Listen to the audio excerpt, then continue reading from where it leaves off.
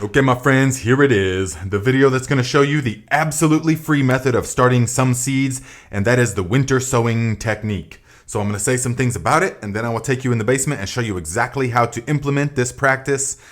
So here it is. Now, first we have to understand a couple of things though. Number one is, why are we starting seeds in the first place? Why don't we just directly sow them into the garden? Well, of course you can direct sow them into the garden, no problem. For a great number of seeds, that's a good way to do it. But for some things, some delicate things, we like to give them the head start. By starting them indoors, it gives them more energy and more ability to fend off the pests and diseases and the harsh environments, the driving rain and the blaring sun and all of that. So for those reasons, I like to start up everything that I can. And when you have an actual transplant, it allows you to space the garden a lot better. And so for those reasons, I like to start everything a bit early. Now, who would utilize the winter sowing method? Me, a number of years ago, when I had no money to invest even in a light or a heat mat, none of that stuff. So the totally free method is the winter sowing method. And I will explain it. I will show you visually in a moment, but essentially we're going to create a miniature terrarium, a miniature greenhouse out of these milk jugs.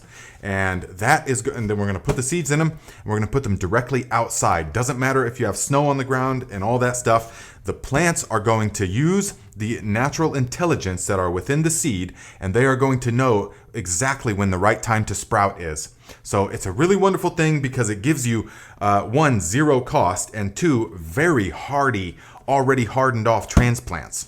So this method, winter sowing, is really good for things like the cold hardy stuff, the brassicas or the leafy greens, the kale, collards, cabbage, broccoli, Brussels sprouts, spinaches, any of the mustard greens, lettuce, all of that kind of stuff is going to do really well.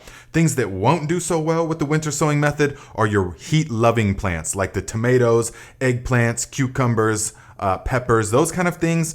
They don't like this method because they will only sprout pretty much at the same time that you would get volunteers in the garden anyways. And your tomatoes and peppers, you want them actually grown up a bit more than your leafy greens and stuff need to be. Okay, so let us get right into it, and I will show you how that's done, and then we're going to come back and I'm going to give you all the specifics about it. Okay, so to create our miniature greenhouse, we're going to take a milk jug, and then we're going to take a razor blade, and we're going to very carefully cut as shown at the bottom of the handle 3 sides, because we want to leave the lid on, so we want it to be like this so that the lid will stay on permanently. And after we have it carefully cut like this, we're going to take our hot nail. And I like the hot nail method because it pierces good holes. If you just take a knife blade and you puncture it, then those slits can get clogged, and we really need this thing to drain. We need to make sure that it doesn't get too wet. And so I like to use this method. Ensures that it drains well.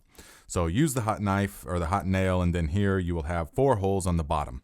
Next step, we are going to fill it pretty much to the top with soil. We want as much soil in here for the most part as we can get, about a ½ inch from the top, give or take, because they're going to be in here a long time. So then we're going to take the whole thing and we're going to put it into the sink, and we're going to really saturate it with water. We're going to saturate it way more than we normally would, because we're not going to water it now for a long time after this. So then just let it drain for about 20 minutes or until it stops draining water out of it. Then once we're at this point, we're going to take our seed of choice, and in this case it's cilantro. And you can seed it pretty heavily in here because they're not going to get all that big. So then after you seed it, you want to cover it with about a ½ inch of soil for most of them. Only things you don't do that is like oregano. That's one thing that you don't really cover.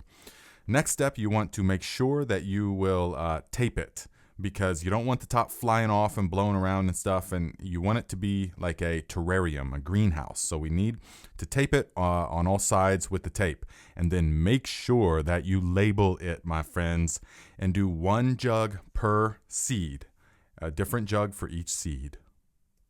Okay, so now you have your milk jug and it's cut. You've got it full of the soil. You've got your seeds planted. You've got it nice and moist. You've got it taped shut so that it's closed. You've got it labeled, and you have the top off of it. Now we're just going to take the whole thing and place it directly outside in a place that is sheltered and that receives a good amount of sunlight.